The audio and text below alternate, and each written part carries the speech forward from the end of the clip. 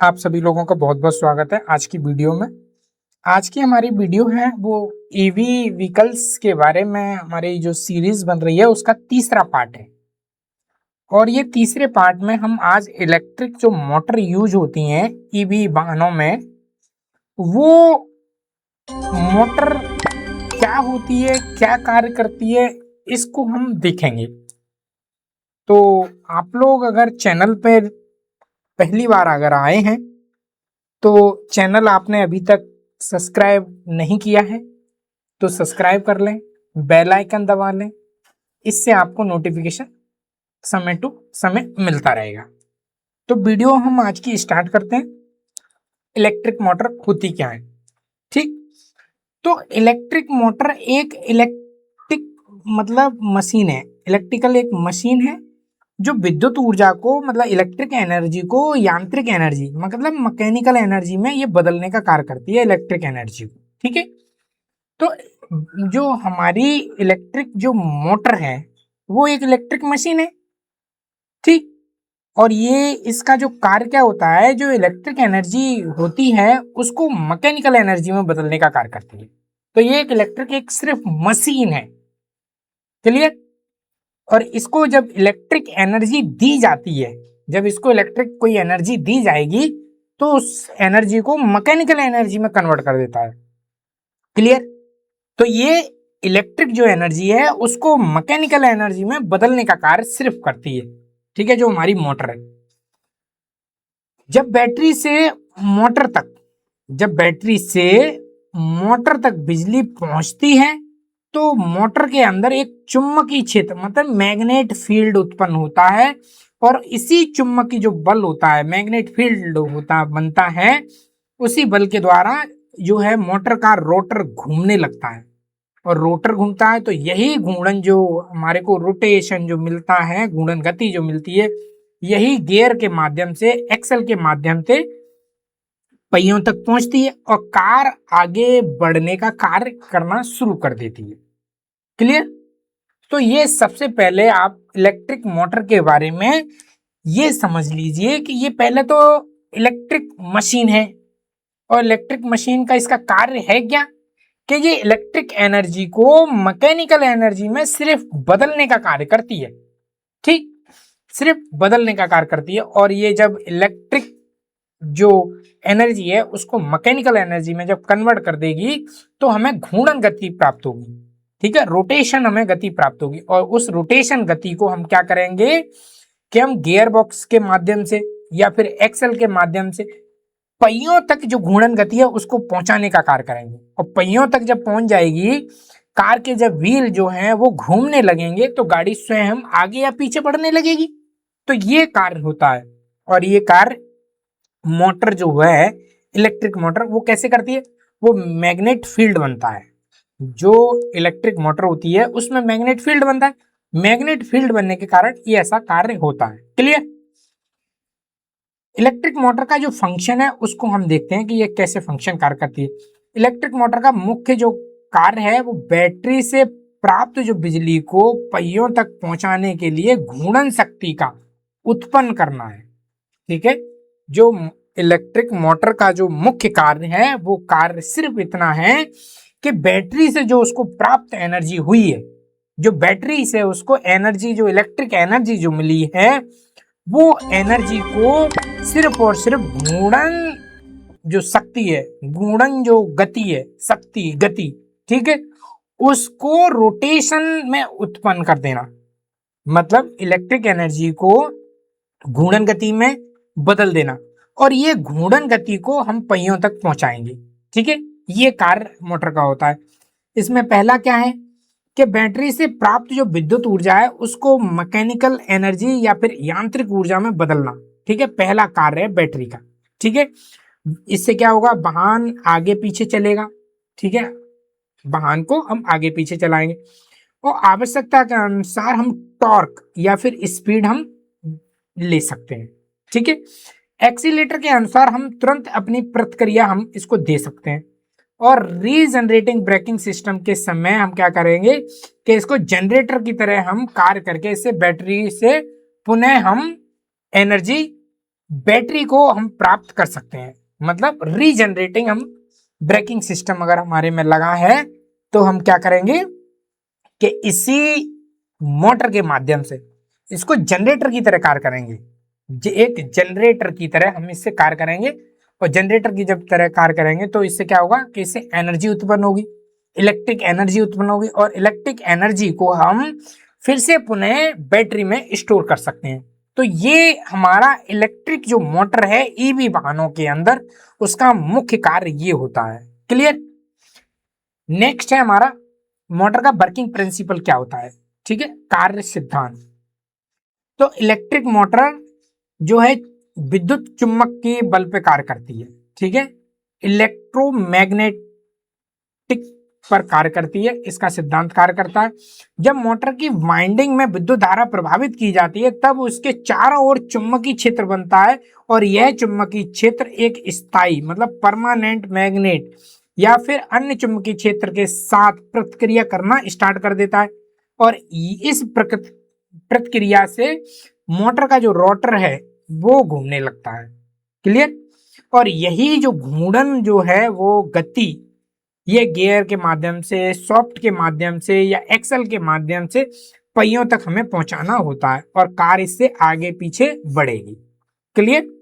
तो ये मोटर का कार्य सिद्धांत है। सबसे पहले मोटर में आपको ये समझना है कि मोटर एक इलेक्ट्रिक मशीन है। क्लियर। और ये इलेक्ट्रिक जो मशीन है उसमें हम विद्युत एनर्जी को, मतलब इलेक्ट्रिक एनर्जी को हम इसमें मोटर में देना होगा, और मोटर हमें जो आउटपुट देगी वो मैकेनिकल एनर्जी होगी, और मैकेनिकल एनर्जी का जो टाइप होगा वो घूर्णन गति होगा। ठीक। और घूर्णन गति को हम क्या करेंगे, या तो गियर के माध्यम से, सॉफ्ट के माध्यम से, एक्सल के माध्यम से पहियों तक पहुंचाना होगा। पहियों तक पहुंचा दिया फिर तो हमारी जो है कार है वो आगे या पीछे मूव करा सकते हैं।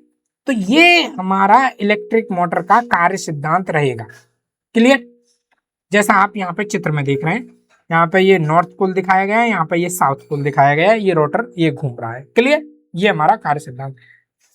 इलेक्ट्रिक मोटर के कुछ मुख्य भाग होते हैं, मेन पार्ट्स होते हैं इलेक्ट्रिक मोटर के, वो हम देख लेते हैं। सबसे पहले होता है स्टेटर। आप इसको देखिए, स्टेटर मोटर का एक स्थिर भाग होता है, ये स्थिर रहता है। ठीक है, इसमें कॉपर की वाइंडिंग लगी होती है। ठीक है, जब इसमें बिजली प्रभावित की जाती है तब चुंबकीय क्षेत्र उत्पन्न होता है। ठीक है, आप यहाँ पे चित्र में देख सकते हैं ये वाला। ठीक है, ये वाला आप देख सकते हैं, इसमें आप देख सकते हैं। ठीक है, ये बहुत ही स्थिर भाग होता है, ये रोटेट नहीं करता है। ठीक है, ये स्थिर रहता है, अपनी जगह फिक्स रहता है। इसमें कॉपर की वाइंडिंग की जाती है, जी आप देख रहे हैं ये कॉपर की वाइंडिंग की गई है। और जब इसमें विद्युत प्रभावित की जाती है तो इसमें क्या होता है, मैग्नेट फील्ड बनता है, चुंबकीय क्षेत्र उत्पन्न होता है। ठीक है, चुंबकीय क्षेत्र उत्पन्न होता है, और चुंबकीय क्षेत्र क्या करता है, जो हमारा रोटर होता है उसको हमारे को घुमाने का कार्य करता है। ठीक है, इसका कार्य क्या होता है, पहला होता है इसका चुंबकीय क्षेत्र को बनाना और रोटर को घुमाने के लिए आवश्यक शक्ति उत्पन्न करना। नेक्स्ट है हमारा रोटर। रोटर आप यहाँ पे देख सकते हैं ये चित्र में, ये। ठीक है, तो ये रोटर है। रोटर मोटर को घूमने वाला भाग होता है क्योंकि ये घूमता है, और स्टेटर के द्वारा उत्पन्न जो चुंबकीय बल होता है, चुंबकीय जो क्षेत्र होता है, बल होता है, उसके कारण क्या होगा कि रोटर हमारा घूमने लगेगा। ठीक है, वो हमारा घूमने लगेगा। इसमें हम सप्लाई जब देंगे, इलेक्ट्रिक सप्लाई हम इसमें दे रहे हैं बैटरी के माध्यम से, और बैटरी के माध्यम से देंगे तो इसमें चुंबकीय बल उत्पन्न होगा, चुंबकीय क्षेत्र उत्पन्न होगा, मैग्नेट फील्ड उत्पन्न हो जाएगा, और रोटर अपने आप घूमना शुरू कर देगा। ठीक है, और रोटर जब घूमना शुरू करेगा तो यही घूर्णन गति हम व्हील तक पहुंचाएंगे, और व्हील तक पहुंचाने के बाद में हमारा ईवी वाहन है वो आगे या पीछे मूव करेगा। क्लियर। इसका हमारे को कार्य अगर हम बात करें, कार्य तो ये यांत्रिकी शक्ति उत्पन्न करता है, मतलब मैकेनिकल एनर्जी, और मैकेनिकल एनर्जी का जो टाइप है वो कौन सा है, रोटेशन टाइप है। ठीक है, और गियर और एक्सल को घुमाने का इसका कार्य है। ठीक है, गियर और एक्सल को घुमाने का कार्य है। आप यहाँ पे देख सकते हैं कि यहाँ पे भी ये गियर लगाया हुआ दिखाया गया है। ठीक है, ये गियर लगाया हुआ है। ठीक। नेक्स्ट है हमारा सॉफ्ट। सॉफ्ट रोटर से जुड़ी होती है, यहाँ पे ये रोटर है, ये वाला आपका रोटर है और रोटर घूमेगा और ये रोटर से यहाँ से ये सॉफ्ट जुड़ी हुई है। ठीक है, सॉफ्ट का कार्य रोटर के घूर्णन शक्ति को गियर तक पहुंचाना है। ठीक है, सॉफ्ट का जो कार्य है वो रोटर की जो घूमने की शक्ति है, घूमने की जो ताकत है, उस ताकत को गियर बॉक्स तक पहुंचाना। ठीक है, गियरों तक पहुंचाना, ये हमारा कार्य करता है। नेक्स्ट है बेरिंग। बेरिंग क्या करेंगे? जो बेरिंग रोटर को कम घर्षण के साथ में घूमने में सहायता करेंगे, जो घर्षण है उसको कम कर देंगे, जो हमारी सॉफ्ट है। ठीक है, उसके घूमने में जो फ्रिक्शन जनरेट हो रहा है, घर्षण जनरेट हो रहा है, उसको कम करेंगे और उसको आसानी से घूमने में सहायता प्रदान करेंगे। जैसा आपको यहाँ पे चित्र में दिखाया गया है, ये आपको बेरिंग दिखाया गया है। ठीक है, ये वाले बेरिंग आपको दिखाए गए। ठीक है, तो ये बेरिंग लगे होते हैं। क्लियर? इसके लाभ क्या होते हैं? पहला तो ये घर्षण को कम करेंगी, कम शोर करेंगी और अधिक आयु इसको प्रदान करेंगी। किसको? मोटर को। ठीक है, इलेक्ट्रिक मोटर को अधिक वो प्रदान करेंगे। तो ये इसका बेरिंग का मुख्य कार्य होता है। ठीक, नेक्स्ट है हमारी हाउसिंग, मोटर की हाउसिंग। मोटर की हाउसिंग आप इस तरह से समझ सकते हैं कि ये इस वाले चित्र में देखिए, इस वाले चित्र। ठीक है, ये यहाँ पे कट जो पीस दिखाया गया है, इसमें पूरी मोटर एकदम पैक रहती है। ठीक है, इसको हम मोटर की हाउसिंग बोलेंगे। ठीक है, ये हाउसिंग है मोटर की। यह मोटर का बाहरी आवरण होता है, मतलब कवर होता है, एक तरह का कवर होता है। ये धूल, डस्ट, पानी, तमाम ये सेफ्टी की नजर से ये सुविधा प्रदान करता है मोटर को। ठीक है, जिससे मोटर में किसी तरह की कोई खराबी या प्रॉब्लम क्रिएट ना हो पाए। ठीक है, तो ये एक मोटर का बाहरी आवरण होता है। इसके कार्य की अगर बात करें, ये क्या क्या क्या कार्य करता है? मोटर को धूल से, पानी से या कंपन से ये सुरक्षा प्रदान करता है। ठीक है, सेकंड पॉइंट है बाहर की गर्मी निकालने में ये सहायता करता है। ठीक है, गर्मी को ये क्या करता है? बाहर निकालने में ये सहायता करता है। तो ये मोटर हाउसिंग का कार्य, इस तरह से मोटर हाउसिंग लगी हुई होती है। ठीक, नेक्स्ट है हमारा मोटर में कूलिंग सिस्टम। मोटर में लगातार चलने से इससे तापमान बढ़ जाता है और इसीलिए आधुनिक जो अभी करंट में इलेक्ट्रिक जो कार हैं उनमें एयर कूलिंग या फिर लिक्विड कूलिंग सिस्टम लगाया जा रहा है। ठीक है, जो आधुनिक करंट में जो ईवी वाहन आ रहे हैं उनमें, इलेक्ट्रिक कारों में, या तो एयर कूलिंग लगाया जा रहा है या फिर लिक्विड कूलिंग सिस्टम लगाया जा रहा है, जिससे कि मोटर को ठंडा रखा जा सके, मोटर का कूलिंग सिस्टम अच्छे से किया जा सके। ये एक बहुत ही महत्वपूर्ण टॉपिक है। ठीक है, तो आप यहाँ पे देख सकते हैं कि वाटर, ये कैनल लगाए गए हैं, यहाँ से ये वाटर रोटेट कर रहा है और हमारा मोटर को कूलिंग प्रदान कर रहा है। मोटर जिससे ठंडा रहे, मोटर को हीट ना होने पाए, इसीलिए ये कूलिंग सिस्टम बनाया गया है। और ये कूलिंग सिस्टम दो तरह का होता है, या तो ये एयर कूलिंग होगा या फिर लिक्विड कूलिंग होगा। तो ये दो टाइप का कूलिंग सिस्टम बनाया गया है। इलेक्ट्रिक मोटर काम कैसे करती है, सबसे पहले ये देखते हैं। जब चालक एक्सीलेटर को दबाता है, ठीक है, आप गाड़ी जब चला रहे हैं तो एक्सीलेटर दबाएंगे, और एक्सीलेटर दबाएंगे तो एक्सीलेटर एक सिग्नल भेजता है, किसको? कंट्रोलर को। ठीक है, तो एक्सीलेटर को जब दबाया जाएगा तो सबसे पहले फिर कंट्रोलर, तो एक्सीलेटर जो सिग्नल भेजेगा किसको भेजेगा? कंट्रोलर को भेजेगा। और कंट्रोलर क्या करेगा? कंट्रोलर बैटरी को एक सिग्नल भेजेगा कि आपको पावर सप्लाई जो है भेजनी है।